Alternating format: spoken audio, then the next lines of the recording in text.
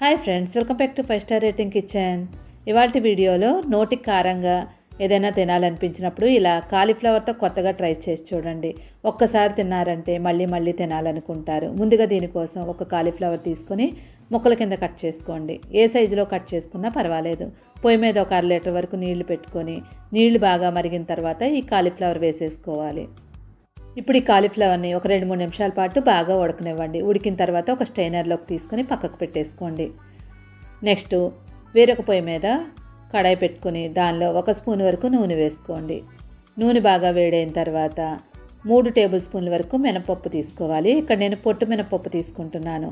ఈ మినపప్పుని 2-3 నిమిషాల పాటు బాగా వేయించేసుకోండి. ఇవి వేగిన తర్వాత 8 నుండి 10 వరకు ఎండుమిరపకాయలు తీసుకొని వీటిని కూడా వేయించుకోవాలి. కారం ఎక్కువ తినేవాళ్ళు ఉంటే ఎక్కువ వేసుకోండి, లేదంటే కరెక్ట్గా 8 నుండి 10 వేసుకున్నట్లయితే కరెక్ట్గా సరిపోద్ది. ఇవి వేగిన తర్వాత ఒక ప్లేట్లోకి తీసేసుకోండి. ఇప్పుడు అదే కడాయిలో ఆల్రెడీ మనం ఉడికించి ఉంచుకున్న కాలీఫ్లవర్ని వేసుకొని పచ్చివాసన పోయే వరకు 2-3 నిమిషాల పాటు బాగా వేయించేసుకోండి. ఇలా వేయించడం వల్ల పచ్చివాసన పోతుంది. ఇవి వేగిన తర్వాత వీటిని కూడా ఒక ప్లేట్లోకి తీసేసుకోండి.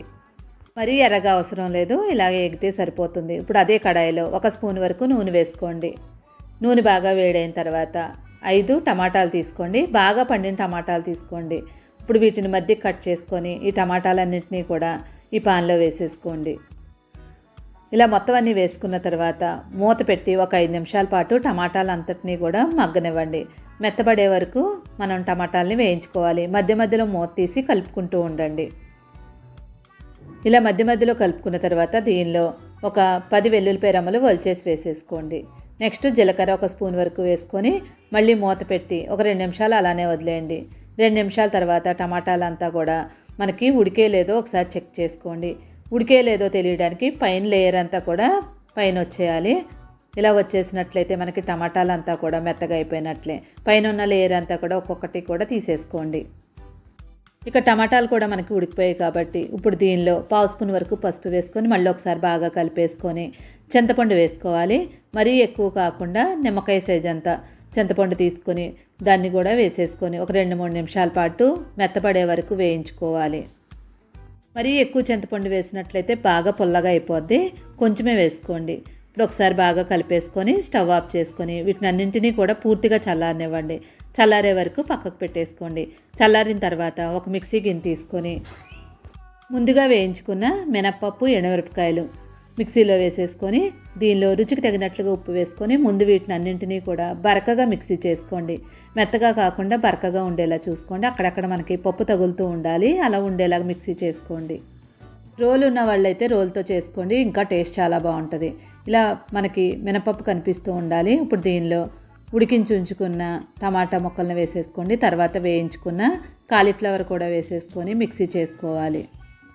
మిక్సీ చేసేటప్పుడు ఎక్కువసేపు కాకుండా 2-3 నిమిషాలు మిక్సీ చేస్తే కరెక్ట్గా మనకి పచ్చడి రెడీ అయిపోద్ది. చూడండి, మనకి మిక్సీ చేసిన తర్వాత అక్కడక్కడ పప్పులు తగులుతూ కూడా ఉండాలి.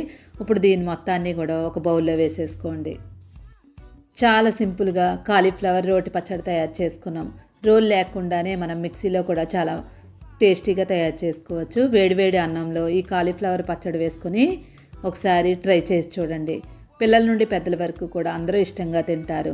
తినేటప్పుడు మనకి మధ్య మధ్యలో మినపప్పు తగులుతూ ఉంటుంది. ఇక్కడ పొట్టు మినపప్పు వేసుకున్నాం కాబట్టి కాలీఫ్లవర్ కూడా ఆరోగ్యానికి కూడా చాలా మంచిది. ఒక్కసారి తప్పకుండా ట్రై చేసి ఎలా వచ్చిందో కామెంట్ చేయండి. వీడియో నచ్చితే తప్పకుండా లైక్ చేసి ఛానల్ సపోర్ట్ చేయండి. ఇలాంటి వెరైటీ రెసిపీ కోసం 5 స్టార్ రేటింగ్ కిచెన్ని సబ్స్క్రైబ్ చేసుకోండి. Thank you.